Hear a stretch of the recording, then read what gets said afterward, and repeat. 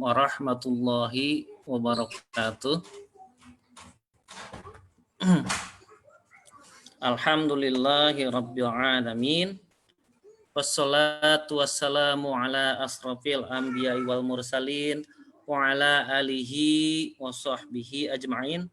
Rabbi srahli sadri wa yassirli amri wahlul 'uqdatam min lisani yafqahu qawli, amma ba'd. Alhamdulillah, segala puji bagi Allah. Pada malam hari ini kita dipertemukan kembali dalam kajian rutin bulanan kita di Rabu kedua setiap bulan, yaitu mengkaji kitab Al-Arba'in An-Nawawiyah bersama Ustadz kita Askar Wardana Hafizahullah. Salawat serta salam semoga tercurah kepada junjungan kita Nabi besar Muhammad Sallallahu Alaihi Wasallam. Sahabat-sahabat Ashabul Hijrah, pada kesempatan malam hari ini kita masuk ke hadis keempat, yaitu tentang proses penciptaan manusia di dalam rahim dan telah ditetapkannya amalan hamba. Insya Allah dalam 1 jam ke depan sampai dengan jam 21 ada sekitar 14 faidah yang akan dipaparkan oleh Ustadz Askar. Kemudian menjelang akhir kajian, untuk sahabat-sahabat ikhwan yang akan bertanya, silahkan raise hand terlebih dahulu dan akan kita beri kesempatan untuk menyampaikan pertanyaan secara langsung. Kemudian untuk sahabat akhwat, silakan bertanya melalui kolom chat dan akan kami bacakan pada saat sesi bertanya nantinya. Untuk mempersingkat waktu, tafadhol Ustadz Askar untuk memulai kajian kita malam hari ini. Monggo Ustadz. Tes. Bismillah. Suara saya jelas nggih? Jelas Ustadz. Assalamualaikum warahmatullahi wabarakatuh. Alhamdulillah nahmaduhu wa nasta'inuhu wa nastaghfiruh wa na'udzu billahi min syururi anfusina wa min sayyiati a'malina. Man yahdihillahu fala mudhillalah wa man yudlil fala hadiyalah. Wa asyhadu an la ilaha illallah wahdahu la syarikalah wa asyhadu anna Muhammadan abduhu wa rasuluh. Ya ayyuhalladzina amanu taqullaha haqqa tuqatih wa la tamutunna illa wa antum muslimun. Ya ayyuhan nasu taqu rabbakumul ladzi khalaqakum min nafsin wahidah wa khalaqa minha zawjaha wa batha minhuma rijalan katsiran wa nisaa'a wattaqullaha alladzi tasaaluna bihi wal arham innallaha kana 'alaikum raqiba. Ya ayyuhalladzina amanu taqullaha wa qulu qawlan sadida yuslih lakum a'malakum wa yaghfir lakum dhunubakum. Wa may yuti'illaha wa rasulahu faqad faza fawzan 'azima. Amma ba'd fa inna asdaqal hadithi kitabullah wa khairal huda huda Muhammadin sallallahu alaihi wasallam wa syarrul umuri muhdatsatuha wa kullu muhdatsatin bid'ah wa kullu bid'atin dhalalah wa kullu dhalalatin finnar. Ikhwani wa akhwati fiddin, kaum muslimin muslimat dimanapun antum berada, rahimani wa rahimakumullah. Alhamdulillah, pertama marilah senantiasa kita panjatkan puji syukur kita kepada Allah Subhanahu wa taala atas nikmat demi nikmat yang masih terus tanpa terputus Allah Subhanahu wa taala curahkan sedemikian banyaknya kepada kita sekalian. Maka hendaknya lah dan kewajiban seorang hambalah kita terus bersyukur kepada Allah Subhanahu wa taala dalam segala keadaan kita, baik dengan lisan kita maupun dengan hati kita, dan juga dengan memanfaatkan seluruh nikmat-nikmat Allah Subhanahu wa taala dalam melaksanakan ketaatan dan menjauhi kemaksiatan. Mudah-mudahan Allah Subhanahu wa taala menjadikan kita sebagai hamba-hambanya yang banyak bersyukur dan ditambahkan nikmat demi nikmat kepada kita sekalian. Allahumma amin. Amin. Kemudian tiada lupa salawat serta salam semoga senantiasa Allah curahkan kepada junjungan kita Nabi Muhammad sallallahu alaihi wasallam dan juga kepada para keluarga beliau, para sahabat dan seluruh umatnya yang istiqomah mengikuti jejak sunnah beliau yang baik hingga akhir zaman. Ikhwani wa akhwati fiddin rahimani wa rahimakumullah, insyaallah pada malam hari ini kita akan melanjutkan Masih di dalam pembahasan kitab Al-Arba'in An-Nawawiyah karya Al-Imam Abu Zakaria Yahya ibn Syaraf An-Nawawi rahimahullahu ta'ala. Di mana insya Allah kita akan masuk pada hadis yang keempat, yaitu hadis tentang penciptaan manusia di dalam rahim ibunya. Ya. Dan juga berkaitan juga dengan takdir, berkaitan dengan penutup amal-amal kita. Ya. Dan nanti insya Allah kita akan bahas faedah demi faedah yang terkandung dalam hadis ini. Mudah-mudahan Allah Subhanahu wa taala memberikan taufiknya sehingga kita bisa menyelesaikan dan mengamalkan apa yang kita pelajari pada malam hari ini bi'inillahi ta'ala. Pertama-tama marilah kita baca terlebih dahulu hadisnya. Hadis yang keempat. An Abi Abdurrahman Abdullah bin Mas'ud radhiyallahu anhu qala haddatsana Rasulullah sallallahu alaihi wasallam wa huwa as-sadiqul masduq. Inna ahadakum yujma'u khalquhu fi batni ummihi 40 yawman nutfah. Thumma yakunu 'alaqah misla dhalik. Thumma yakunu mudghah misla dhalik. Thumma yursalu ilaihi al-malak fayanfukhu fihi ar-ruh wa yu'maru bi arba'i kalimat bi katbi rizqihi wa ajalihi wa amalihi wa syaqiyyun aw sa'idun. Fawallahi alladzi la ilaha ghairahu inna ahadakum la ya'mala bi amali ahli al-jannah hatta ma yakunu bainahu wa bainaha illa dhira' fayasbiqu alaihi al-kitab fayamalu bi amali ahli an-nar fayadkhuluha wa inna ahadakum la ya'malu bi amali ahli an-nar hatta ma yakunu bainahu wa bainaha illa dhira' fayasbiqu alaihi al-kitab fayamalu bi amali ahli al-jannah fayadkhuluha. Rawahul Bukhari wa Muslim. Arti dari hadis ini yaitu dari Abi Abdurrahman Abdullah bin Mas'ud. Sudah ada kekeliruan ya. Abu Abdurrahman Abdullah bin Mas'ud. Ya, seharusnya namanya Abdullah. Dari Abu Abdurrahman Abdullah bin Mas'ud radhiyallahu anhu, semoga Allah meridai beliau. Dia berkata, Rasulullah Shallallahu Alaihi Wasallam pernah menyampaikan kepada kami, dan beliaulah orang yang jujur dan benar apa yang dikabarkannya. Sungguh salah seorang di antara kalian dikumpulkan penciptaannya di dalam perut ibunya selama 40 hari sebagai nutfah, lalu menjadi segumpal darah selama itu pula, lalu menjadi segumpal daging selama itu pula. Kemudian diutuslah kepadanya malaikat, lalu meniupkan ke dalamnya ruh, dan diperintahkan dengan 4 kalimat. Menuliskan rizkinya, ajalnya, amalnya, dan apakah dia menjadi orang yang celaka atau bahagia. Demi Allah yang tiada ilah yang berhak disembah selainnya, sungguh salah seorang di antara kalian benar-benar akan melakukan perbuatan penghuni surga, hingga tidak ada jarak antara dirinya dengan surga, melainkan hanya 1 hasta saja. Namun ketetapan Allah, takdir Allah mendahuluinya, maka dia pun melakukan perbuatan ahli neraka, dan dia pun masuk ke dalam neraka. Dan sungguh salah seorang di antara kalian akan benar-benar melakukan perbuatan-perbuatan penghuni neraka, hingga tidak ada jarak antara dirinya dengan neraka, melainkan hanya 1 hasta saja. Namun ketetapan Allah mendahuluinya, maka dia pun melakukan perbuatan ahli surga, dan dia pun masuk ke dalam surga. Hadis ini diriwayatkan oleh Imam Al-Bukhari dan Imam Muslim rahimahumullah. Faedah dari hadis ini Bapak Ibu sekalian, rahimani wa rahimakumullah.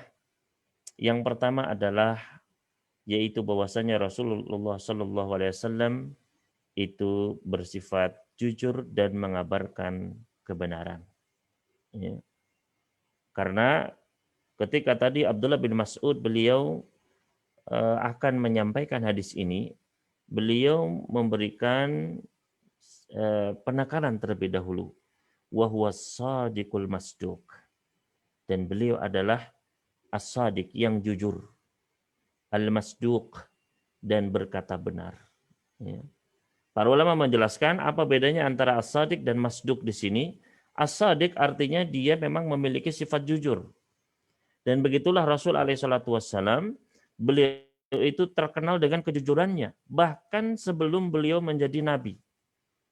Ketika beliau belum mendapatkan wahyu, belum diangkat menjadi nabi ataupun rasul, beliau itu sudah terkenal jujur. Dan ini diakui oleh masyarakat Arab jahiliyah zaman dulu. Sampai-sampai beliau itu dikenal dengan nama apa? Al-Amin, orang yang terpercaya. Ya, orang yang dipercaya karena nggak pernah bohong. Ya. Meskipun dalam posisi kayak apa, terjepit kayak apa, beliau tidak pernah bohong. Makanya sampai diakui memiliki gelar Al-Amin. Ini nggak sembarangan gelar. Ya. Nggak seperti sekarang, gelar itu gampang diberikan. Meskipun orang itu nggak layak mendapatkannya. Ya. Dahulu masyarakat sendiri yang mengakui beliau adalah Al-Amin. Nggak pernah bohong. Ya. Makanya ketika beliau pertama kali berdakwah kepada kaumnya, maka beliau mengatakan apa? Seandainya, ya wahai kaumku, seandainya saat ini aku memperingatkan kalian bahwasanya akan ada pasukan yang di balik gunung ini akan menyerang kalian. Ya, apakah kalian membenarkan diriku? Apa kata orang-orang Quraisy saat itu? Kami akan membenarkanmu, kata mereka.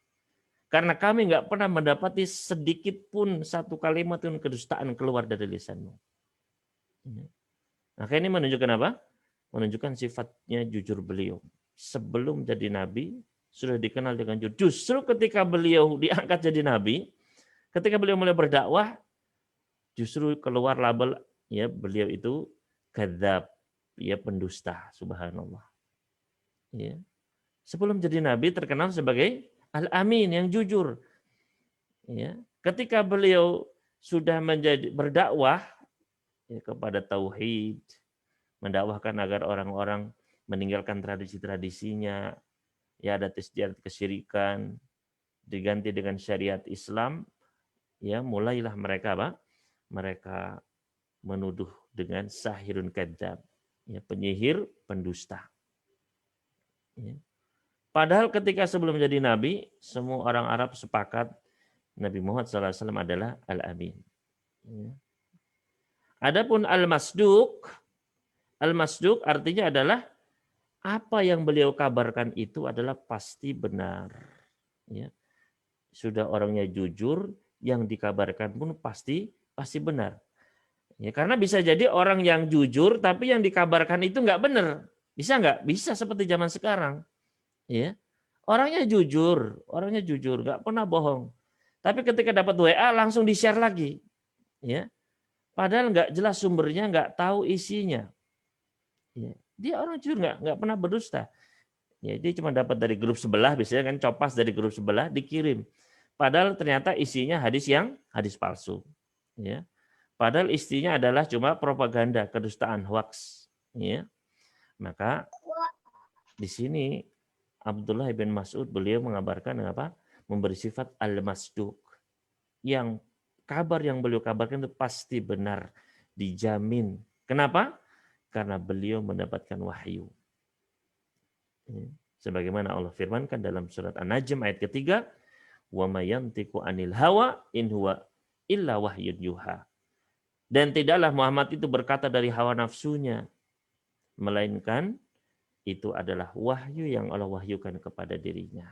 Jadi kenapa kok Abdullah bin Mas'ud sampai mendahulukan hadis ini dengan dua sifat ini, as-sadiq al-masduq? Kenapa nggak cukup telah mengabarkan kepada kami Rasul sallallahu alaihi wasallam? Sudah cukup, utusan Allah sudah cukup kan? Kenapa maksud dipakai as-sadiq al-masduq? Para ulama menjelaskan, sebenarnya di antara dijelaskan oleh Syekh Utsaimin dan yang lainnya, kenapa kok sampai dikasih sifat as-sadiqul masduq di sini? Karena hadis ini berisi tentang perkara-perkara gaib. Ya. Berisi tentang perkara gaib. Ya, yaitu tentang apa yang terjadi di dalam rahim. Ini termasuk mafatihul gaib, Ya, ilmu-ilmu gaib yang nggak ada yang tahu kecuali Allah. Ya, jadi jangan dibayangkan di rahim itu pembentukan tulangnya, dagingnya begitu saja enggak ya. Nanti akan kita lihat dalam hadis ini, ternyata di dalam rahim itu ada malaikat yang datang, ada proses peniupan ruh, ada pencatatan takdir. Apakah ini bisa di istilahnya apa? USG begitu ya? USG 4 dimensi, mungkin butuh USG 10 dimensi begitu ya. Enggak bisa ketahuan.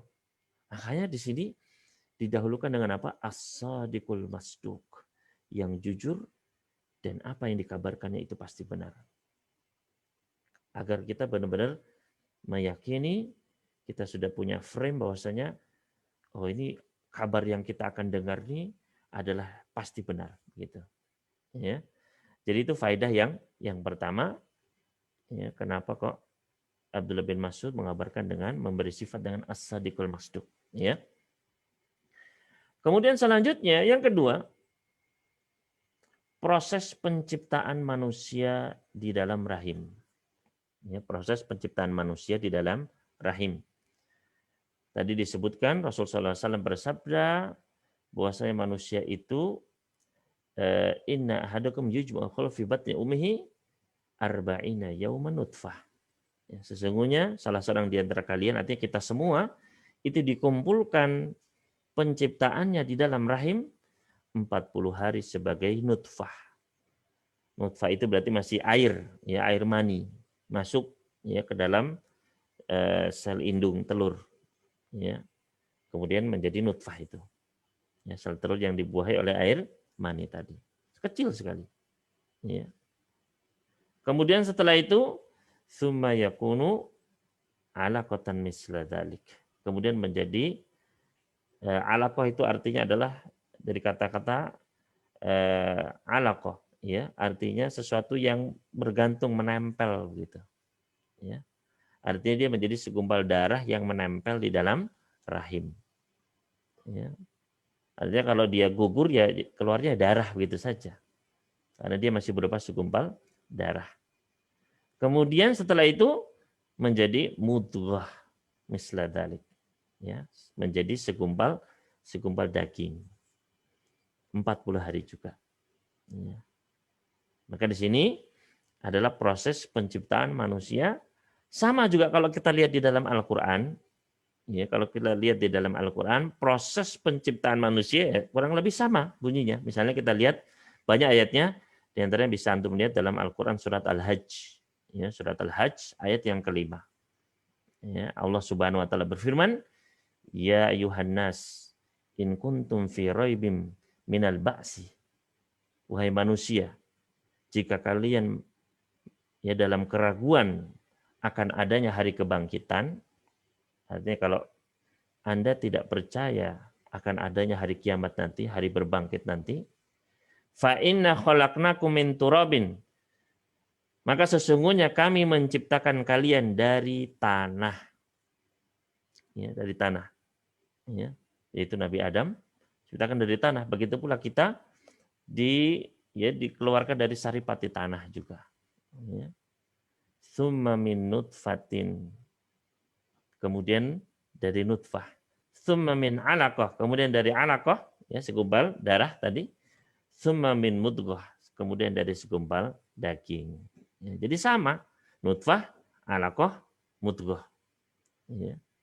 Dan memang ini sebuah kaidah yang disebutkan oleh para ulama, Al-Quran dan hadis yang sahih itu tidak mungkin saling kontradiksi. Ya, itu harus kita yakini. Itu prinsip, ya. Al-Quran, hadis yang sahih itu tidak mungkin kontradiksi. Ya. Kalau kita melihat ada kontradiksi, ya, maka bisa jadi kita yang tidak memahaminya.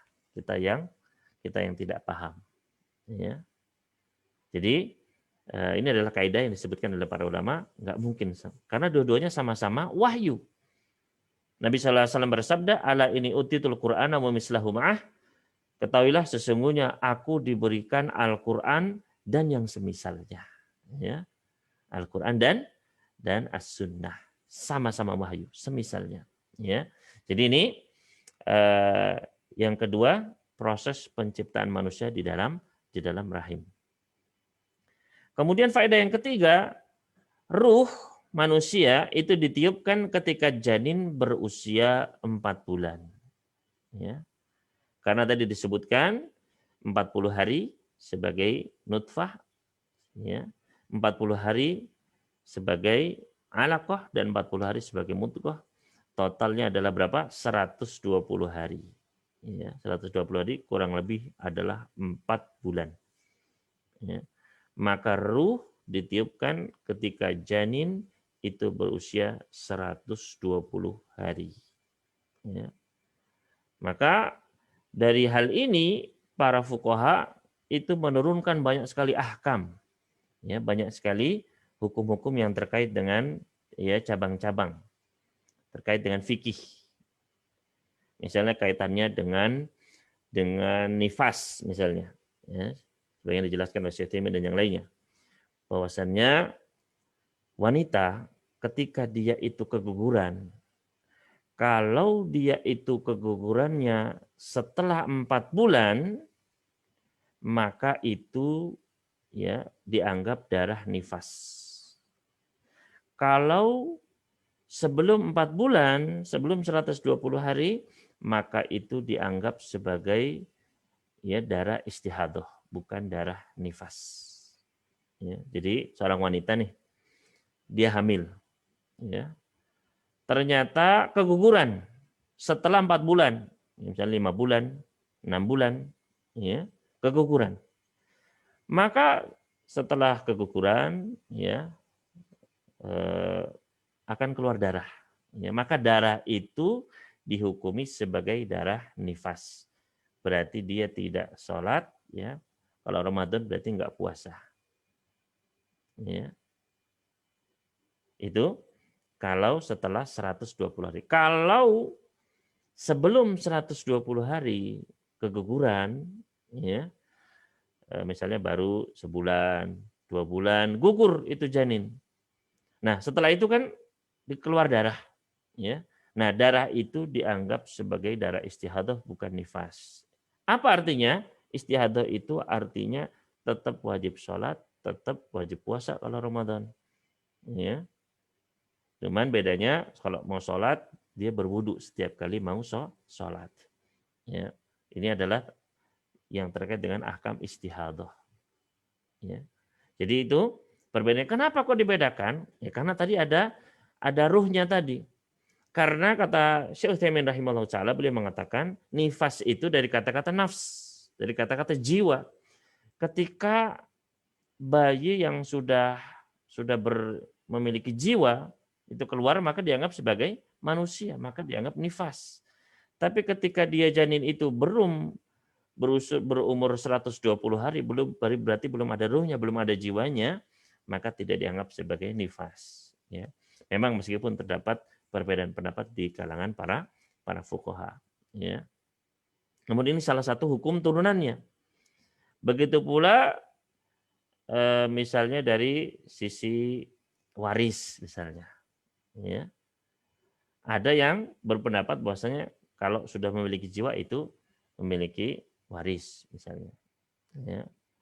Juga kaitannya dengan misalnya apabila terbunuh, ya, apabila dia terbunuh ketika dalam hadis disebutkan riwayat Bukhari dan yang lainnya, ketika ada 2 orang wanita, ya, ada 2 orang wanita berantem, akhirnya yang satu membunuh wanita yang lain, ternyata wanita tersebut hamil, ya, maka Nabi Sallallahu Alaihi Wasallam memutuskan, ya, bidiyatin wa gurrah, memutuskan dengan diat membunuh ya 100 ekor unta plus gurrah yaitu hamba, budak plus budak, ya. Artinya itu janin belum keluar, belum lahir, tapi juga tetap ada dihitung sebagai diatnya, gitu, ya. Juga misalnya terkait dengan janin itu kan misalnya gugur, ya, keluar. Misalnya usia 7 bulan, 8 bulan, gugur misalnya. Itu kan sudah ada bentuknya kan. Ya. Di antara para ulama berpendapat ketika bayi tersebut sudah 4 bulan dan ya sudah berbentuk begitu ya, maka saat itu ketika meninggal dunia maka harus dimandikan, dikafani dan disalat. Nanti disyariatkan begitu ya. Ya, untuk dimandikan, dikafani dan disalatkan. Dan dikuburkan seperti kaum muslimin lainnya. Kalau belum maka tidak disyariatkan. Ini juga di antara hukum-hukum yang terkait dengan hadis ini. Ya, begitu pula kaitannya dengan menggugurkan, ya. Ketika sudah berusia 4 bulan, maka di antara para ulama berpendapat tidak boleh digugurkan sama sekali, ya. Kalau masih belum, maka misalnya ada masalah kesehatan itu boleh digugurkan. Tapi ketika sudah lewat dari 4 bulan, ya, kemudian ada bakal penyakit ini dan itu, maka tidak boleh digugurkan.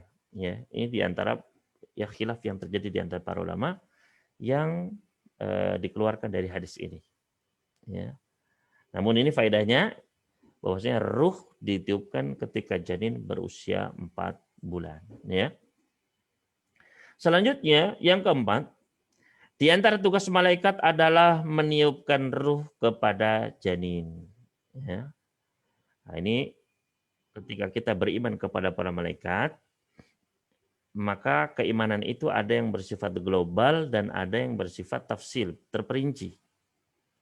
Beriman secara global berarti malaikat itu ada, ya, mereka diperintahkan, mereka taat kepada Allah begitu ya, mereka ya secara global begitu. Nah, secara khusus, secara terperinci diantaranya misalnya ada nama-nama khusus, ya.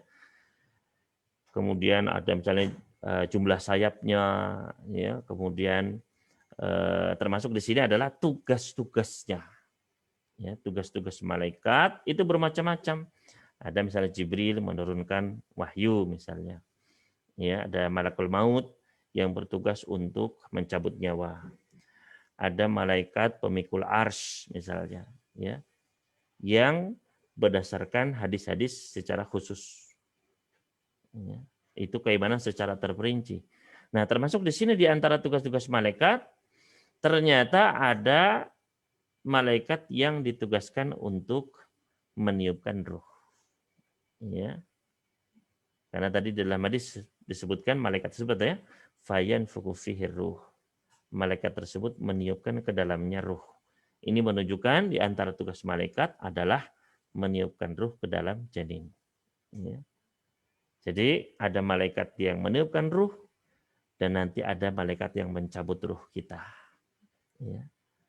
Jadi itu adalah kita imani. Ya. Selanjutnya, faedah yang kelima, wajibnya iman kepada takdir. Ya. Karena tadi disebutkan bahwasannya ketika telah ditiupkan ruh, maka diperintahkan dengan 4 kalimat. Dituliskan rezekinya, ya, kemudian ajalnya, ya, amalnya, dan apakah dia termasuk orang yang bahagia atau celaka. Ya. Maka di sini menunjukkan apa? Menunjukkan bahwasannya adanya pencatatan takdir di situ. Ya. Maka ini termasuk apa? Termasuk dalil tentang wajibnya kita beriman kepada takdir. Nah, ini katanya dengan yang keenam, ya, faedah keenam, penetapan takdir seumur kehidupan manusia. Ya. Artinya takdir yang dituliskan ketika di dalam rahim itu adalah takdir seumur kehidupan manusia. Artinya secara individu. Ya, setiap individu, ya, ada takdir sepanjang umurnya itu. Mulai dari dia ditiupkan ruh itu sampai nanti dia meninggal. Ya, itu takdirnya dicatat di situ. Ya. Ini dikenal dengan nama istilah at-takdir al-umri. Ya, takdir seumur kehidupan manusia tersebut, individu tersebut. Ya. Karena takdir dijelaskan oleh para ulama ada beberapa macam, ada beberapa jenis. Ya. Di antaranya disebut dengan takdir al-am, takdir secara umum. Ya. Yang mencakup semua makhluk. Ya. yaitu takdir yang dicatat di dalam Lauhul Mahfuz. Ini jenis yang pertama. Ya, takdirul am, takdir secara umum mencakup seluruh makhluk. Ya langit, ya bumi, ya para malaikat, ya jin, manusia, hewan, ya semua pokoknya makhluk. Ya.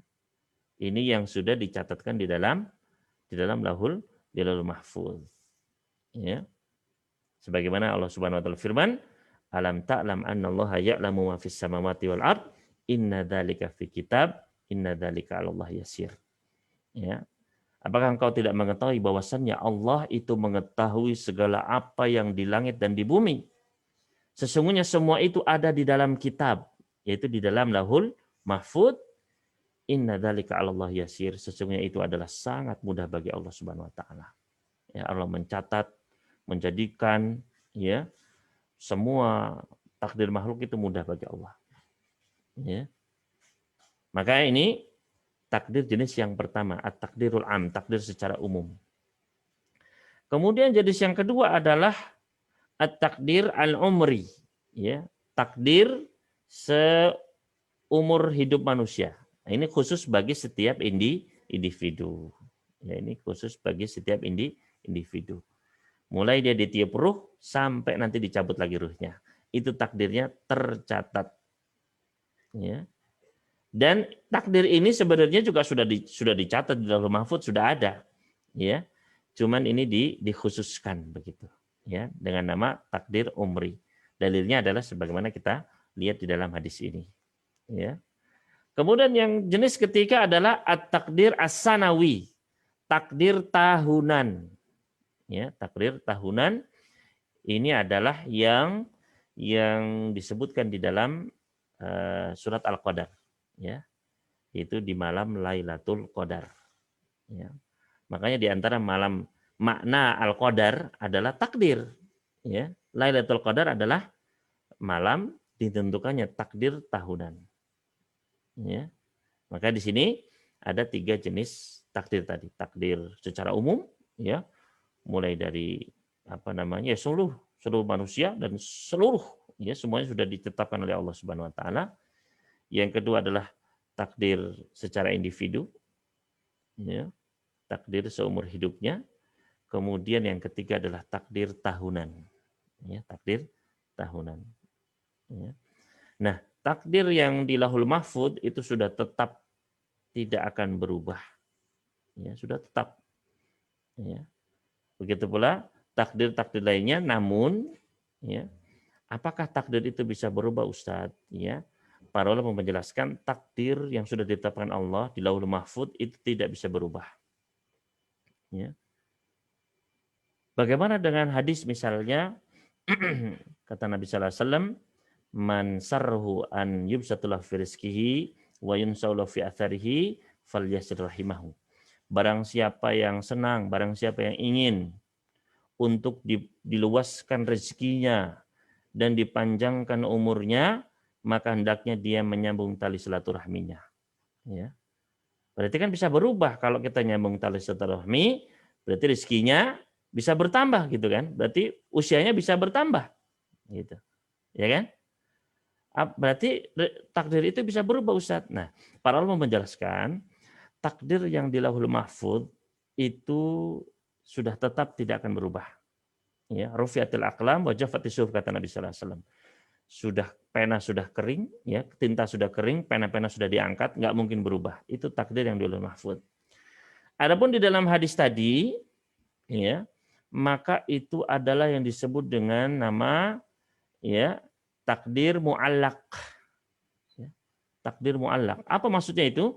Yaitu takdir yang berada di dalam catatannya para malaikat. Ya, takdir yang berada di catatannya malaikat. Itu bisa berubah. Ya, kata para ulama. Jadi di dalam kitabnya para malaikat itu, kalau orang ini dia misalnya menyambung tali silaturahmi, maka usianya akan segini, begitu. Nambah setahun, gitu. Ya. Tapi kalau dia tidak menyambung tali silaturahmi, maka usianya sekian, berarti nggak nambah, begitu. Ya. Dan ini adalah sesuai dengan firman Allah Subhanahu wa taala, wa yamhullahu ma yasha'u wa yuthbit, Allah menghapus apa yang Allah kehendaki dan Allah menetapkan apa yang Allah kehendaki. Yaitu di dalam catatannya malaikat. Karena Allah sudah tahu, di Lauhul Mahfuz sudah tertulis orang ini akan menyambung tali silaturahmi atau tidak. Allah sudah tahu, sudah ditetapkan semua. Gitu. Ya. Jadi itu yang disebut dengan takdir mu'allaq. Ya, intinya apa? Intinya dalam masalah takdir ini adalah kita imani saja. Itu. Nggak usah repot-repot, gampang. Ya. Sebagai hamba, ya, kita tinggal mengimani saja bahwasanya semua sudah ditetapkan. Nah, terus kita gimana dong? Berarti kita ini terpaksa? Enggak. Kita ini punya pilihan. Ya. Kita punya pilihan dalam hidup ini. Kita ini hidup enggak terpaksa. Ya. Seperti orang Jabariyah, ya, ada sekte, ada firqah yang keliru, ya. Mereka berpendapat manusia ini terpaksa. Ya, semua sudah ditetapkan, sudah ditakdirkan, manusia nggak punya kehendak, terpaksa saja. Ya. Lawannya juga sekte atau firqah yang keliru juga, yaitu sekte Qadariyah. Mereka menolak adanya takdir. Ya. Allah qadar. Allah nggak tahu, ya. Allah tidak, ya, tahu menau. Ketika suatu sudah terjadi baru Allah tahu. Nah, ini sekte Qadariyah. Adapun Ahlus Sunnah pertengahan. Ya. Allah sudah tahu, Allah sudah tetapkan, Allah sudah catat, ya. Allah menginginkannya terjadi, terjadilah. Ya, tapi manusia punya apa? Manusia punya kehendak. Buktinya apa? Ya buktinya kita bisa hidup ini kan bisa punya kehendak. Ya. Contoh paling gampang misalnya kita ke warung misalnya, ya, ke toko masakan Padang, ya kan? Itu kan lauknya banyak tuh, ada ikan, ada daging, ada rendang, ada kan macam-macam. Kemudian kita, waduh, takdir saya harus sambal Ustadz, ya, enggak, loh, ya, kita kan bisa milih, saya rendang sama ikan sama sayur. Berarti kan apa? Berarti kita punya pilihan, ya. Kita naik ke lantai 4, ya. Wah Ustadz saya turunnya ini harus loncat Ustadz, ya. Enggak, kita bisa naik tangga, bisa naik lift. Berarti apa? Kita punya pilihan. Ya. Kita bisa memilih, termasuk apakah kita akan taat atau maksiat. Pilihan siapa itu? Ya pilihan kita. Ya. Tapi ya keinginan kita itu sudah diketahui sama Allah. Makanya Allah berfirman, "Wa ma tasyauna illa ayyasha Allahu rabbul alamin." Tidaklah kalian berkehendak melainkan Allah sudah terlebih dahulu berkehendak itu. Ya. Tapi kita nggak akan terpaksa. Ya, kita tidak dipaksa. Ya. Jadi dan jangan kemudian ada yang berpendapat Allah itu berarti kita nggak adil dong, ya. Semua sudah ditentukan, ya kan? Nah, ini karena apa? Ini kekeliruannya adalah karena menyamakan ilmu Allah dengan ilmu makhluk. Menyamakan ilmu Allah dengan ilmu manusia. Ya. Ilmu Allah luas, Allah mengetahui semua. Ini sedangkan ilmu manusia terbatas. Ya. Kalau itu manusia, yaitu kezaliman nggak adil. Misalnya ada guru, ya, ada guru ketika tahun ajaran baru menerima murid-murid baru, ya, maka sang guru ini baru lihat namanya saja, ini dikasih nilai 10, ya, lihat nama yang kedua, ini dikasih nilai, nggak naik nih, dikasih 4, padahal belum belajar, lihat saja belum, ya, sudah ngasih nilai. Kira-kira adil apa enggak? Enggak adil. Karena bisa jadi yang pertama itu ternyata pemalas, yang kedua itu ternyata dia orang yang rajin, yang ketiga itu ternyata di tengah jalan dia sakit nggak bisa sekolah. Ya. Ya. Kenapa ini nggak adil? Karena ilmu manusia terbatas. Ya. Kita nggak tahu di balik tembok ada apa, kita nggak tahu. Kita ditanya tentang ruh kita sendiri, ruh Anda seperti apa kita nggak tahu, belum pernah lihat. Ya. Maka jangan samakan ilmu Allah. Allah dengan hikmahnya tahu segala sesuatu kebaikan untuk manusia. Ya, makanya masalah takdir ini kita yakini saja. Allah sudah mengetahui semuanya. Allah sudah catat semuanya di Lauhul Mahfuz. Ya, Allah menghendakinya. Ya, kemudian Allah jadikan maka jadilah sudah. Gitu. Ya. Nah, tugas kita apa? Tinggal menjalani saja. Ya, berdoa terus minta sama Allah. Ya, biar bisa terus taat, ya. Kalau bermaksiat segera minta ampun. Fakullun muyassarun lima khuliqalah, kata Nabi sallallahu alaihi wasallam, semua akan dimudahkan sesuai dengan penciptaan, sesuai dengan takdirnya. Ya, yang penting usaha saja. Ya. Jadi itu adalah tentang masalah takdir. Ya. Apa hikmahnya ketika kita beriman sama takdir? Kata Allah Subhanahu wa taala, likaila ta'sau ala ma fatakum wala tafrahu bima atakum, agar kalian tidak kecewa atas apa-apa yang luput dari diri kalian, dan agar kalian tidak terlalu bahagia, tidak terlalu gembira, ya, ketika kalian mendapatkan sesuatu. Karena semuanya sudah ditakdirkan. Waduh, gagal lagi, ya, yakin, ya, mau 1000 kali diulang pasti gagal karena Allah sudah menakdirkannya. Ya, tidak usah berandai, seandainya saya begini pasti enggak. Qadarallahu ma syafa'al. Ya, semua sudah takdir Allah. Apa yang Allah kehendaki pasti terjadi. Dan biar kita nggak sombong, ini keberhasilan karena saya. Loh, itu sudah ditakdirkan, ya. Jadi kita nggak sombong, alhamdulillah semuanya dari Allah, begitu, ya.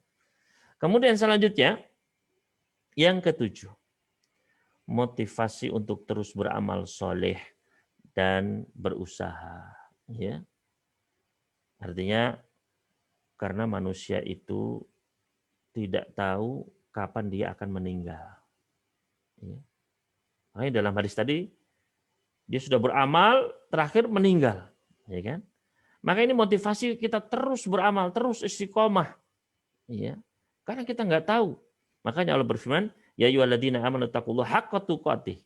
Wahai orang-orang beriman, bertakwalah kamu kepada Allah dengan sebenar-benarnya takwa, wala tamutunna illa wa antum muslimun, dan jangan kalian mati kecuali dalam keadaan muslim. Ya, artinya takwa itu ya terus, ya, sampai mati. Kenapa? Karena kita nggak tahu kapan akan meninggal. Ya, makanya motivasi agar kita terus beramal soleh, berusaha terus. Ya.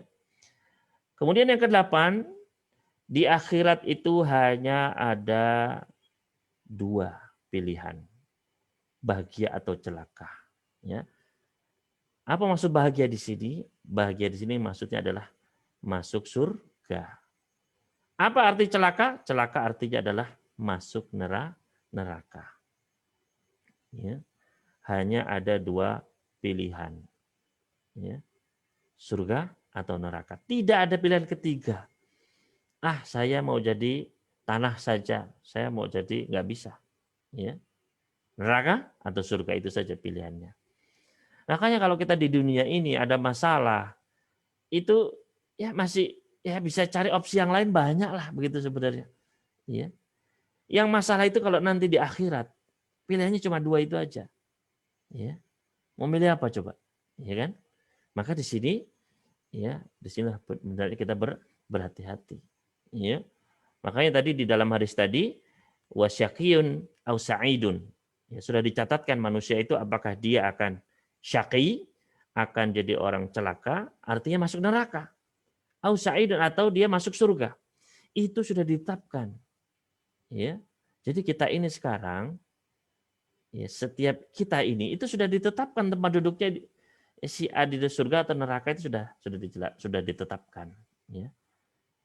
Apa yang lagi Ustaz, berarti nggak adil dong, lihat tadi. Ya. Jadi kita ini kan nggak tahu.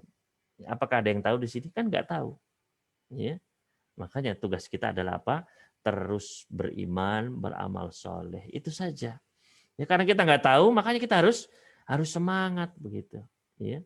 Coba kalau sudah tahu, ya, si bapak itu di neraka, pasti dia akan stres, ya kan? Sudah, ya, saya sudah di neraka nih, gitu kan? Tapi tidak ada yang tahu, ya. Jadi itu adalah hikmahnya, ya. Dan nanti di akhirat itu cuma ada 2 itu, bahagia atau celaka, ya. Sebagaimana Allah Subhanahu wa taala firmankan, fa'ammal ladzina syaqu fa finnari lahum fiha zafiru wasyahiq. Adapun orang yang celaka, fa finnar, dia di neraka. Itu artinya celaka. Ya.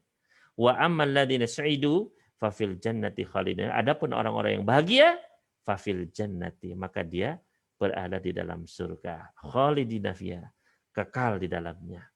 Jadi itu artinya orang yang bahagia dan orang yang celaka. ya, dan tidak ada pilihan ketiga. Itu yang harus kita camkan, ya. Selanjutnya faedah yang ke-9, peringatan dari keburukan su'ul khatimah, ya, kematian yang buruk, penutup usia yang buruk, naudzubillah min dzalik. Ya, semoga Allah melindungi kita semua, ya, dari su'ul khatimah ini. Ya, maka ya, orang-orang soleh sebelum kita, Bapak Ibu sekalian, mereka itu sangat takut dengan su'ul khatimah. Ya. Karena Malik ibnu Dinar yakumu tula lailatin qabidun ala lihyatih.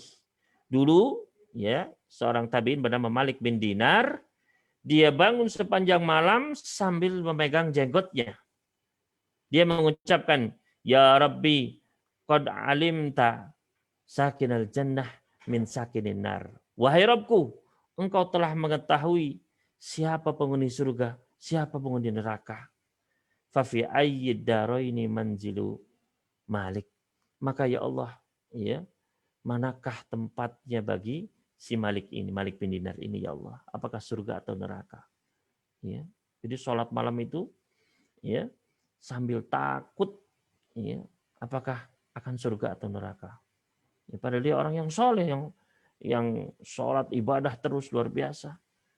Itu saja demikian takutnya. Ya. Begitu pula para sahabat, mereka meninggal. Ya, ketika meninggal dunia, mereka menangis takut. Ya.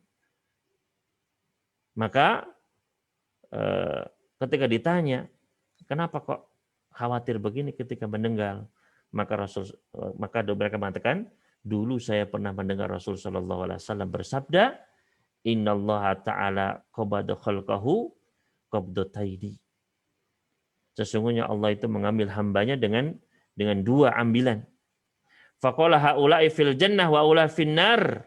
Ya, ini yang di surga, ini yang di neraka. Jadi Allah pisahkan mana yang di surga, mana yang di neraka.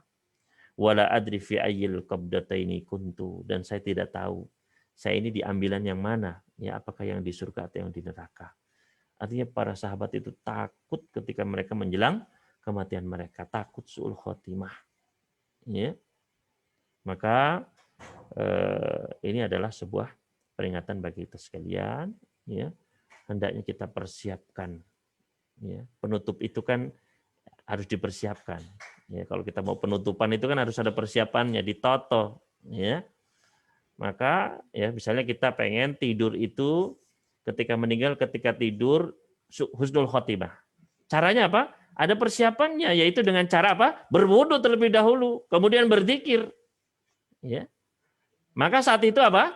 Saat itu seseorang ketika dia mau tidur, dia berwudu terlebih dahulu, berzikir. Ya, kata Nabi sallallahu alaihi wasallam, idza mata, kalau dia meninggal ketika dia tidur, ya, mata alal fitrah, dia meninggal di atas fitrah.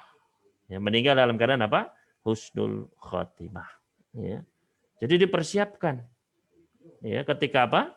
Ketika kita akan tidur, ya, persiapkan dengan berwudu, ya, dengan berzikir, dikit-dikit sebelum tidur dibaca, ya, agar ketika tidur, kan banyak orang yang ketika tidur merem, kemudian itulah terakhir kali dia melihat dunia. Ya, maka biar itu menjadi penutup yang baik, hendaknya dengan apa? Dengan mempersiapkan sebelumnya. Ya. Jadi ini peringatan dari su'ul khotimah. Ya, karena kalau penutupnya buruk, maka yang selanjutnya lebih mengerikan begitu. Ya, ketika akhir kehidupan manusia itu buruk, ya, bayangkan ketika dia pindah ke akhirat. Ya, itu kan pembukaannya berarti kan, pembukaannya akhirat itu buruk, ya sudah bisa dibayangkan. Ya, yang selanjutnya bahkan lebih mengerikan, waliyatubillah. Kemudian Bapak Ibu sekalian rahimani wa rahimakumullah, yang ke-10, amalan tergantung dari penutupnya. Ya. Semua amalan itu tergantung dari penutupnya. Ya.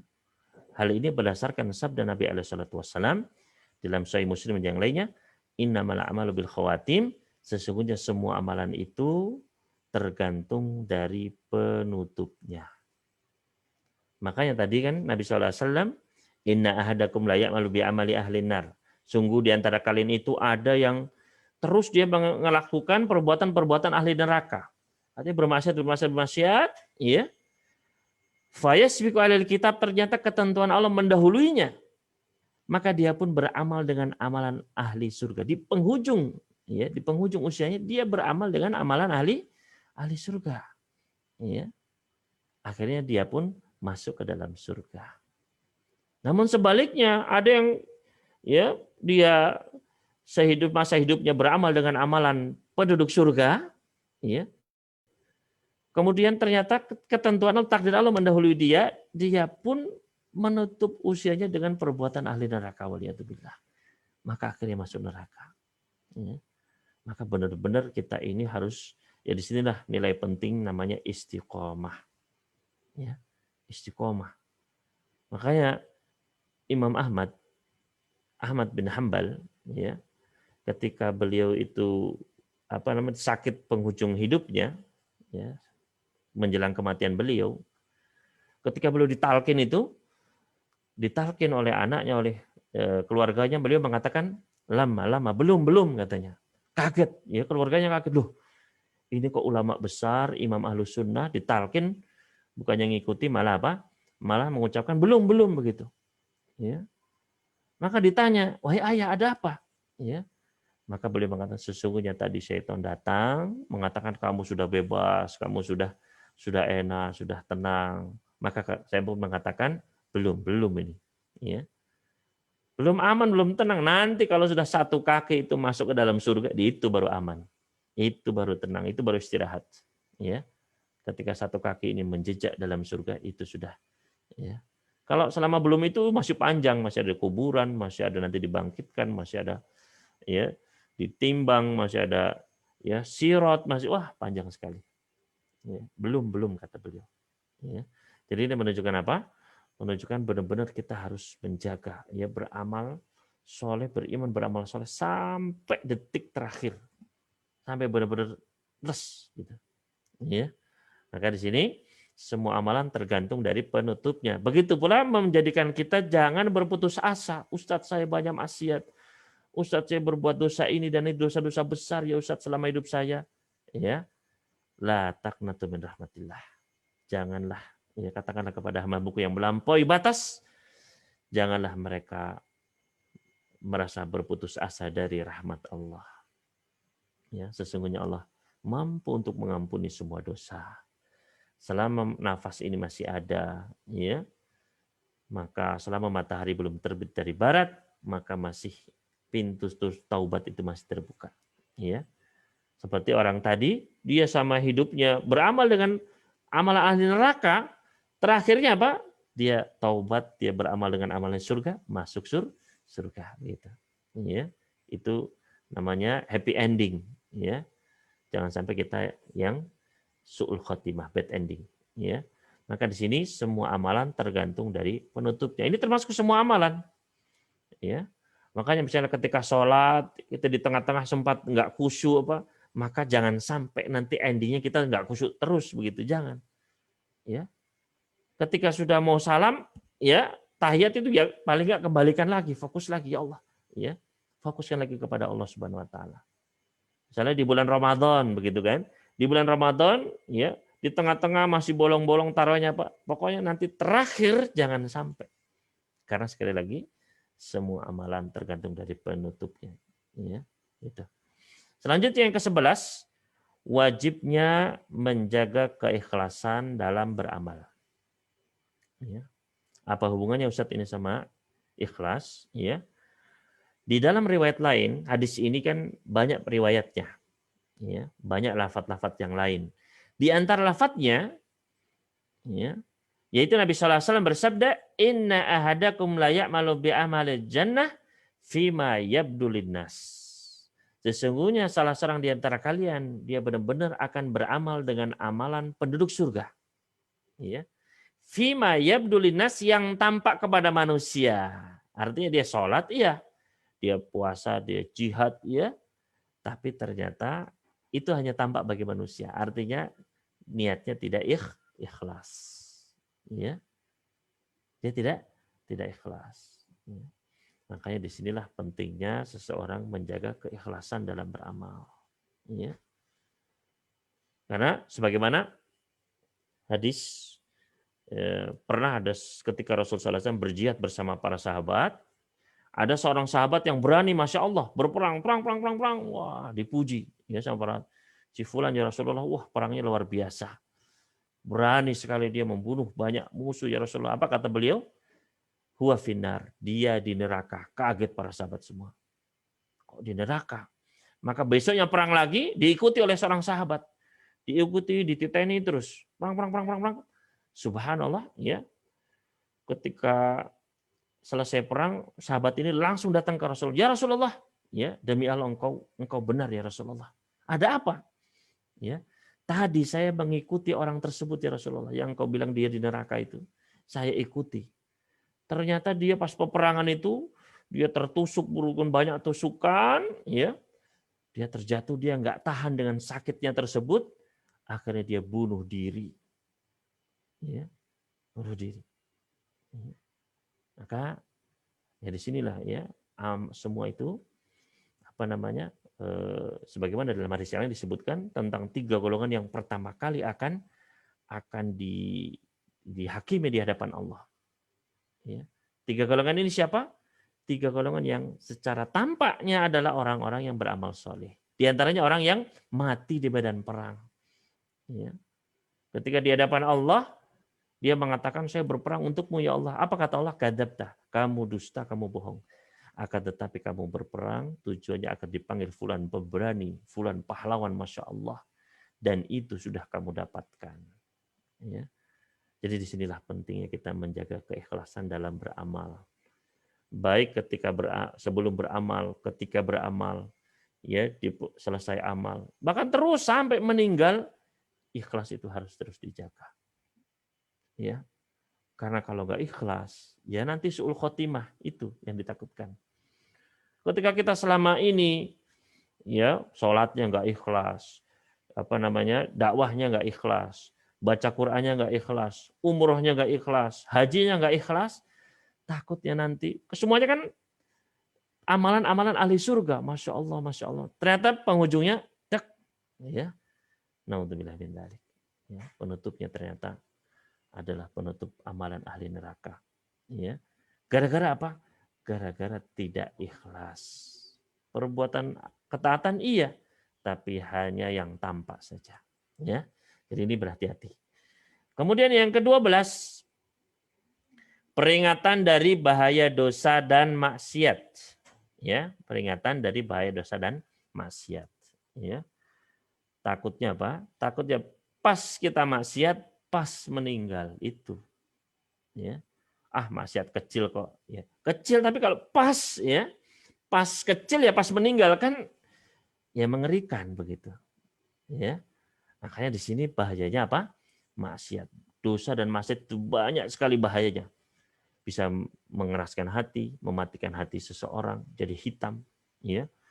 Bisa juga membuat kita malas beribadah, ya. Bisa juga mendorong kepada kemaksiatan yang lain, ya, karena setiap maksiat itu menyeru saudarinya, ayo ke sini, ya. Maka nggak ada maksiat yang berdiri sendiri. Maksiat pasti ada maksiat lainnya, ya. Maka di sini ya bahayanya banyak. Nah, di antaranya ini takutnya ditutup dengan maksiat tersebut, kemudian ya akhirnya padahal tinggal satu hasta lagi masuk surga. Gara-gara satu maksiat tersebut akhirnya hancurlah semua. Ya, maka ini peringatan dari bahayanya dosa dan maksiat. Jangan sampai kita remehkan. Ya, jangan kita gampang ini maksiat kecil. Ya, atau sekarang maksiat dulu nanti taubatnya besok. Iya kalau ada besok. Ya. Betapa banyak kita mendengar orang meninggal ketika bermaksiat, waliyadzubillah. Ketika berzina, meninggal. Ketika minum khamr, tabrakan, meninggal, waliyadzubillah. Ya. Ketika berjudi, jantungan, meninggal. Ketika joget-joget, meninggal. Ketika ini, banyak. Seharusnya kita mengambil ibrah dari itu semua. Pas kita maksiat, aduh, jangan-jangan sudah ada malaikat maut ini. Ya. Maka hendaknya kita merasa takut. Ya. Kemudian yang ke-13, peringatan dari rasa ujub. Ya, hati-hati dengan ujub. Ini bisa menghancurkan amalan kita. Ya. Seseorang dia merasa ujub, wah saya sudah beramal ini, ternyata ya karena kesombongan dia akhirnya dia terjatuh kepada maksiat. Ya. Maka ini adalah juga hendaknya kita berhati-hati. Dan faedah yang terakhir pada malam hari ini yaitu dekatnya surga dan neraka. Ya. Bayangkan dalam hadis tadi tinggal satu hasta itu loncat sudah nyampe begitu sebenarnya. Ya. Itu menunjukkan betapa dekatnya surga dan neraka. Cuman kita nggak tahu. Ya. Kita ini sangat bodoh, kita ini sangat nggak ngerti. Makanya Rasul sering, seandainya kalian tahu, seandainya kalian mengerti, seandainya kalian tahu apa yang aku tahu, kalian pasti akan sedikit tertawa, banyak menangis. Ya. Seandainya kalian tahu, pahalanya di soft pertama, kalian pasti akan mengundi kalau perlu rebutan. Ya. Seandainya kalian tahu pahalanya sholat berjamaah, kalian pasti akan datang meskipun harus merangkak. Bayangkan, merangkak ke masjid. Ya. Sekarang naik mobil saja malas ke masjid. Ini kalau tahu merangkak saja, pasti akan dibela-belain. Ya, cuman karena kita ini, zaluman jahula, manusia itu benar-benar zalim, benar-benar jahil, nggak ngerti. Ya, maka seperti ini juga dekatnya surga dan neraka. Ya. Nabi SAW pernah bersabda, Innal jannata aqrabu ila ahadikum min syiraqin ali wan naru mislu dzalik. Sesungguhnya surga itu lebih dekat kepada kalian daripada tali sendalnya. Sendal yang ada talinya itu, sendal swallow itu, itu kan dekat, dijepit di jempol. Ya. Surga itu lebih dekat dari itu. Ya. Tinggal ngelangkah sebenarnya itu. Cuman kadang kita malas, tinggal ngelangkah untuk sholat, tinggal melangkah untuk bersedekah, malasnya Masya Allah. Ya. Dan neraka pun begitu pula. Ya, wanaru mislu dzalik. Ya seperti di dalam hadis ini, seseorang dia sudah beramal dengan amalan surga, sudah tinggal satu hasta. Ya, tinggal loncat plak sudah nyampe. Dekat sekali. Malah dia menjauh, malah nyemplung ke neraka. Ya. Sebaliknya ada seseorang yang neraka itu sudah di depan matanya. Wah, kita mungkin menyangka sudah neraka tuh. Ternyata apa? Ternyata dia beramal dengan amalan surga, maka dia perlu masukinya. Ya, maka hendaknya ini menjadi motivasi sekali lagi untuk kita mengejar surga dan lari sejauh-jauhnya dari neraka. Karena jangan-jangan kita dekat neraka. Ya, ketika kita misalnya berbisnis, ketika kita berbicara, hati-hati, jangan-jangan neraka dekat nih. Kita enak naik hibah, plek jantungan meninggal. Ya. Ketika kita bisnis, ini kayaknya menguntungkan, ayo ambil ribanya sedikit, plek meninggal, terus bagaimana? Ya. Atau apalagi yang lebih besar, kesyirikan misalnya. Wah, sekarang sulit ekonomi, tak kedukun aja nanti taubat misalnya. Kedukun terus meninggal bagaimana? Nggak diampuni. Ya. Atau saya tak wisata ke tempat kesyirikan, penyembahan-penyembahan, patung-patung, cuman berwisata aja nggak apa-apa. Kalau di sana kemudian kita terkena musibah bagaimana? Ya, makanya kita harus jauh-jauh dari segala kemaksiatan, kesyirikan, jauh. Ya, jangan-jangan di situ neraka sudah tinggal selangkah lagi. Dan kita harus semangat melaksanakan ketaatan. Ya, bayangkanlah surga itu sudah, saya ini pas sholat, terus surga sudah, kan semangat jadinya. Ya.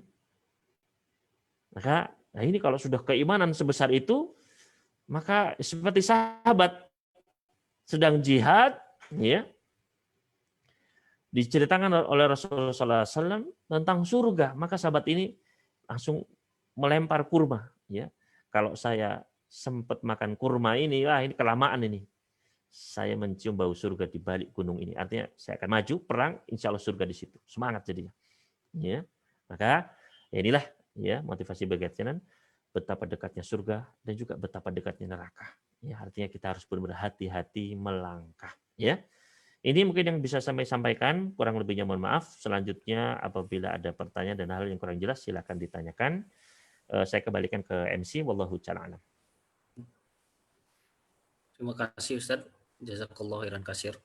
Ini sudah ada pertanyaan Silakan. dari Ibu Ermin dari Banyuwangi ya. Iya. Assalamualaikum Ustadz. Waalaikumsalam warahmatullah. Janin usia 2 bulan, jika Iya. dilihat lewat USG, jantung sudah berdetak. Nah itu bagaimana Ustadz? Kan Iya. belum ada ruhnya kan. Oke. Bagaimana ketika jantung itu sudah berdetak? Ya. Apakah itu berarti sudah ada ruh? Maka jawabnya belum ada berdasarkan hadis ini. Ya. Selama usianya itu belum 120 hari, meskipun itu sudah berdetak, maka tidak bisa dihukumi sebagai apa namanya? Sebagai ruh, sebagai yang sudah ditiupkan ruh. Ya. Makanya tadi didahulukan dengan apa? As-sadiqul masduq, yang jujur sekali lagi benar. Ya. Ketika beliau menyebutkan 40 hari kemudian ditiupkan ruh, maka ini adalah sebagai taksis pengkhususan bahwa saya ditiupkan ruh itu setelah berusia 4 bulan. Adapun sebelum itu maka tidak bisa disebut sebagai sudah memiliki ruh walaupun ada misalnya terdeteksi detak jantungnya. Ya, wallahu ta'ala. Terima kasih. Untuk selanjutnya silahkan sahabat-sahabat yang mau bertanya. Untuk akhwat bisa disampaikan lewat chat. Kemudian untuk yang ikhwan silahkan raise hand terlebih dahulu, nanti akan dipersilahkan untuk bertanya langsung. Silahkan jika ada yang mau bertanya. Sambil menunggu sahabat-sahabat, mungkin saya ada pertanyaan Ustadz. Silakan Mas. Ini terkait yang amalan itu, semua amalan tergantung penutupnya Ustadz. Ini kaitannya dengan alam yang timbang menimbang amal kebaikan, amal keburukan, itu kaitannya gimana ya Ustadz ya? Misalkan kita sudah banyak amalan kebaikannya di dunia, tetapi memang penutupnya ini nauzubillah min dzalik ya, suul khotimah gitu. Lalu apakah nanti di alam yang mizan ya, untuk menimbang itu, apakah amalan tersebut gugur ataukah tetap menjadi amalan kebaikan yang akan ditimbang? Mengenai ya ketika seorang su'ul khotimah, ya, selama dia itu masih seorang mukmin, ya masih seorang mukmin, tapi dia meninggal misalnya melakukan dosa besar, kemudian meninggal, ya berzina atau minum khamr, ya ataupun yang lainnya, ya kemudian meninggal, maka dia itu tetap dihukumi sebagai seorang muslim mukmin, ya. Kemudian adapun dan kita tidak bisa tetap mengklaim dia pasti di neraka, ya itu tidak bisa. Ya, cuman kita merasa takut, ya, kita merasa khawatir itu saja. Ya. Adapun nanti di akhirat kelak bagaimana? Ya, maka kembali kepada akidah Ahlussunnah wal Jamaah. Ketika seorang mukmin pelaku dosa besar, seorang mukmin muslim, dia melakukan dosa besar, ya, maka dia itu nanti di hari kiamat tahta masyiatillah, berada di bawah kehendak Allah. Fa in syaa adzabah, kalau Allah kehendaki dia diadab dulu, ya, untuk dibersihkan dosa-dosanya, kemudian nanti masuk ke dalam surga. Wa in syaa ghafara lahu, kalau Allah kehendaki diampuni dosanya langsung masuk surga. Ya. Itu keyakinan Ahlussunnah wal Jamaah. Berbeda dengan keyakinannya Mu'tazilah, begitulah Khawarij, mereka meyakini bahwasanya pelaku dosa besar, ya, maka mereka akan kekal dalam neraka. Ini keyakinannya Khawarij, ya. Adapun Murji'ah mereka sebaliknya, ya. Maka di sini ketika seseorang dia mati su'ul khotimah, dia masih mukmin, dia masih muslim, tapi dia melakukan dosa besar dan itu menjadi penutup akhir kehidupannya, maka kita merasa takut. Ya, kita merasa khawatir dan itu menjadi ibrah bagi kita, jangan sampai kita seperti dia. Adapun nanti di akhirat maka tahta masyiatillah tadi Mas, ya, berada di bawah kehendak Allah, ya. Jadi seorang mukmin dia pasti tetap akan masuk ke dalam surga akhirnya. Cuman tugas kita di dunia ini, Mas, tugas kita di dunia ini adalah untuk masuk surga, ya, dan jangan sampai sedetik pun masuk ke dalam neraka, jangan. Ya. Jangan sampai sudahlah saya mukmin muslim gak apa-apalah mampir ke neraka dulu, jangan. Ya. Kita tidak akan kuat. Kita tidak akan sanggup. Makanya tugas kita ini biar masuk surga dan jangan sampai masuk neraka. Makanya jangan jauhi dosa-dosa. Ya. Jadi itu adalah nanti di mizan ya semua akan ditimbang. Ya kalau dia timbangannya lebih berat, keburukannya ya masuk neraka dulu, ya. Bisa digodok dulu sampai bersih nanti masuk ke dalam surga gitu, ya. Atau bisa Allah ampuni dosa-dosanya semua, ya, maka dia pun bisa masuk surga. Itu keyakinan Ahlussunnah wal Jamaah. Tapi kita jangan sampai sudah nanti insya Allah nanti diampuni ya, jangan terlalu pede juga, ya. Tapi juga jangan berputus asa, waduh dosa saya banyak, ya. Terus berharap rahmat Allah Subhanahu wa taala. Gitu Mas ya. Wallahu taala. Jazakallah. Wa iyyakum. Untuk selanjutnya sahabat-sahabat ada yang bertanya, dipersilakan.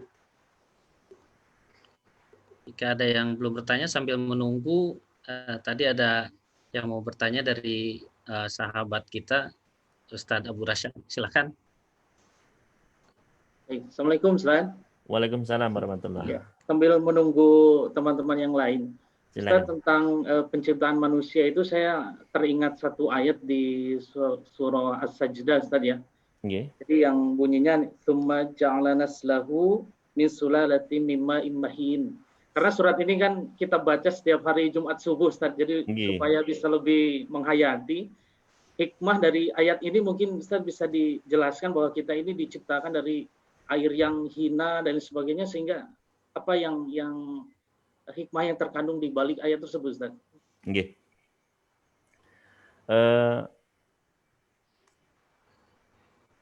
Ketika Allah Subhanahu wa taala menjelaskan ya bahwasannya manusia itu diciptakan dari min ma'in mahin, dari air yang hina.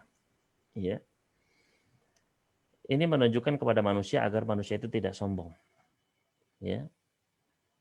Karena dia diciptakan dari air yang hina. Artinya air itu kalau kena baju misalnya nggak akan enak begitu disenangi, enggak. Ya. Pasti pengen cepat dibersihkan. Ya. Beda dengan kalau terkena minyak wangi, maka orang akan pede kemana-mana. Coba kalau ada terkena air mani, ya, pakaian kita, ya kan? Kita pasti akan membersihkannya. Ya. Maka itulah manusia. Dia berasal dari air tersebut. Air yang hina, bukan sesuatu yang mulia, ya, dimuliakan dan enggak. Ya. Oleh karena itu, ini adalah sebuah isyarat dari Allah Subhanahu wa taala agar manusia itu jangan menjadi sombong. Ya.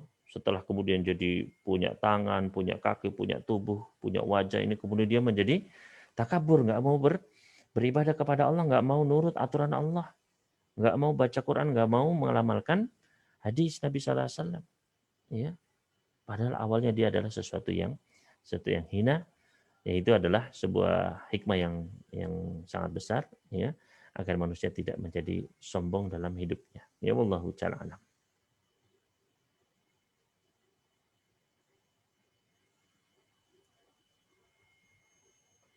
Silakan.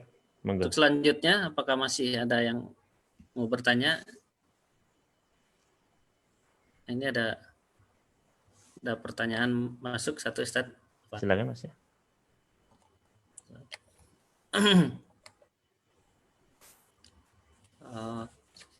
Ini tambahan dari Bu Ermin tadi dari Banyuwangi.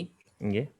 Wanita yang setelah keguguran, apakah setelah keluar janinnya dan keluar darah banyak untuk bersuci harus mandi besar? Apa cukup berwudu? Demikian. Okay. Jadi seorang wanita yang dia keguguran, ya, apabila setelah dia keguguran itu setelah usia 4 bulan, ya, maka ketika masih keluar dari kemaluannya itu masih keluar darah, maka darah itu dihukumi sebagai darah nifas. Ya, sama seperti wanita yang melahirkan. Ya. Maka darah nifas adalah ketentuan maksimalnya 40 hari. Sebagaimana disebutkan dalam hadis Ummu Salamah, dulu kami para sahabiat, para wanita di zaman Rasulullah SAW, ketika melahirkan maka kami menunggu selama 40 hari. Ya. Setelah itu kami sholat. Ya, artinya ketika seorang wanita dia sudah melahirkan atau keguguran di atas 4 bulan, maka darah yang keluar dari kemaluannya itu dianggap sebagai darah nifas, tidak sholat, tidak puasa.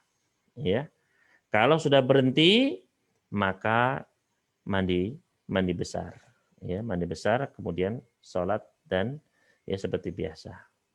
Tapi kalau kegugurannya itu kurang dari 4 bulan, ya baru 2 bulan, ya baru sebulan, ya maka saat itu setelah dia gugur kan, ya masih keluar darah, maka darah itu adalah dianggap sebagai darah istihadah. Ya, dia tetap sholat, ya. Kalau Ramadan dia juga tetap ya diwajibkan puasa jika mampu. Ya. Namun apa? Untuk sholatnya seperti sholat wanita istihadah. Ya, apa sih darah istihadah? Darah istihadah adalah darah penyakit. Ya, jadi darah yang keluar di luar waktu haid dan bukan darah nifas. Itu namanya darah istihadah. Maka wanita wajib untuk sholat. Ya, misalnya ada seorang wanita haid tiap bulan biasanya 6 hari, sebulan 6 hari. Ya, sudah selesai. Tiba-tiba setelah itu, ya seminggu kemudian keluar darah lagi. Ya, nah ini darah ini adalah darah istihadah. Ya, dia tetap wajib sholat. Ya. Yang repot itu kalau darahnya itu bersambung. Misalnya dia biasanya 6 hari dalam sebulan misalnya. Ini kok sampai 15 hari misalnya. Nah seperti ini maka yang 6 hari itu dianggap haid, sisanya itu dia dianggap istihadah, dia tetap harus sholat. Ya, ini banyak wanita yang tidak tahu. Ya, bapak-bapak apalagi. Ya. Ditanya, Bu kok nggak sholat? Iya Pak, ini sudah ya kadang ada yang sampai sebulan malah ya nggak sholat ya. Padahal itu darah istihadah. Sebagian di zaman Nabi ada seorang sahabiat istihadahnya itu sampai berbulan-bulan namanya, ya 3 bulan 4 bulan masih terus saja keluar darah, ya. Maka ketika bertanya kepada Rasulullah SAW beliau menjawab, ya anggaplah dalam sebulan itu ambillah 23 atau 24 hari kamu suci, kamu sholat, 6 atau 7 hari kamu dianggap haid. Jadi kira-kira setiap bulannya begitu. Ya, itu namanya darah istihadah, yaitu darah penyakit yang di luar waktu-waktu haid. Nah, tadi wanita yang keguguran, ya, kalau dikurang dari 4 bulan, maka itu dianggap istihadah. Kalau setelah 4 bulan, maka itu dianggap sudah nifas. Ya, dia nunggu sampai misalnya sebelum 40 hari sudah berhenti misalnya, baru 10 hari sudah berhenti misalnya, ya sudah sholat mandi, kemudian sholat seperti biasa. Tapi kalau sampai 40 hari masih keluar darah, ya, maka setelah itu dianggap istihadah. Ya, hari ke-41, 42 seterusnya itu dianggap istihadah. Ya, dia mandi, kemudian dia sholat seperti biasa. Cuman bedanya kalau istihadah dia tetap harus berwudu setiap kali sholat. Ya, meskipun belum batal wudunya misalnya, maka setiap mau sholat harus wudu lagi. Itu ya, wallahu ta'ala alam.